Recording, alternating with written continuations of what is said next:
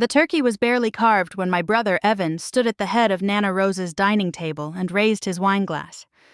Tessa sat beside him, lips curled.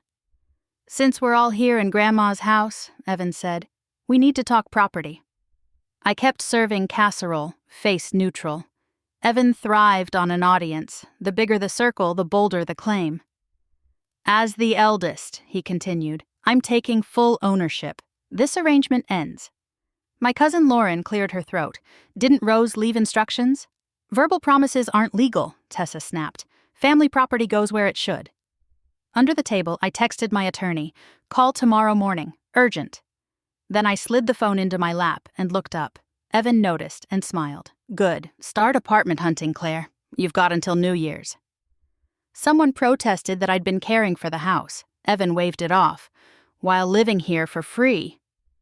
The irony made my teeth ache. For 3 years I'd covered utilities, repairs, and the reverse mortgage payments Evan didn't even know existed. My video game habit upstairs was a studio with payroll and publishing deals, but my family never asked. "What about Nana's wishes?" I asked. "She was old," Tessa said. "Old people say things." I excused myself to the kitchen and opened the folder hidden behind the flour tin. Deed transfer, witnesses, county recording stamp. Rose had sold me the house for $1, sharp-eyed and stubborn, long before anyone could claim her mind was slipping. I came back with pie and coffee, smiling as Evan mapped renovations that would never happen. "December 31st, he announced. "Fresh start." I nodded. "Sounds reasonable." Relief softened his face. He thought I'd surrendered. I had, in a way, just not to him. Black Friday, 9 a.m. A key rasped in my front lock, and Evan walked in like the house had already signed itself over. Tessa followed with paint swatches and a tape measure. "Quick measurements," Evan called. "Don't mind us." I stayed upstairs in my office, headset on, watching pre-order numbers climb while I fixed a last-minute crash. Downstairs, drawers thudded. Tessa's camera clicked. "This place is so dated," she said. "We'll stage it before we list." Evan appeared in my doorway and scanned my monitors and microphones. He saw a grown child playing, not a founder working. "Packing yet?" he asked. "I found you an apartment, cheap." "I'm making arrangements," I said. He exhaled, pleased. "Good. We renovate in January, then sell in 6 months.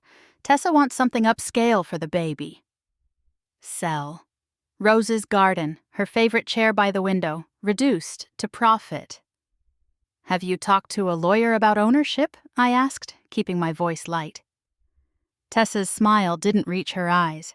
"There's no will. It's straightforward." "Who's going to challenge us?" Evan added. On Monday, I sat across from Miles Hart downtown with Rose's folder between us. He read the recorded deed, the witness statements, the competency letters, and nodded once. "She did it clean," he said. "The house has been yours since the sale. Let him file whatever nonsense he's drafting. Official replies land harder than family fights." Tuesday night, Evan called to brag about contractors. "Demo starts January," he said. "Your office becomes the nursery." "Ambitious," I told him. Wednesday morning, the doorbell hammered. Before I reached it, Evan's voice tore through the porch screen, ragged, disbelieving. "Claire, what the hell is this?" He shoved a thick envelope at me, the letterhead crisp, Hart and Associates. "Trespass," he croaked. "It says I'm trespassing." Tessa's SUV slid into the drive. She came up clutching her own certified letter, eyes wide. "They're threatening us," she murmured, like the page was venom. I stepped aside and let them in. Suddenly, they walked like guests, not owners. At 10 sharp, Miles arrived with a briefcase and a quiet, steady smile. We sat in the living room, Evan and Tessa stiff on the sofa, me in Nana's armchair. Miles opened Rose's folder and laid out the papers. Rose Maddox sold this property to Claire Maddox on September 15th, 3 years ago. Witnessed, notarized, recorded. Evan stared at the county stamp. "That can't. She wouldn't." "She did," I said, "because I showed up." Tessa's voice sharpened. "There's no mortgage. We checked."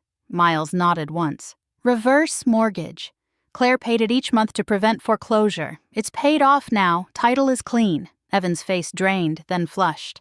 "We didn't know," he said, and it sounded like a plea for mercy. "You didn't ask," I replied, gentle but final. They slid the spare key onto the table.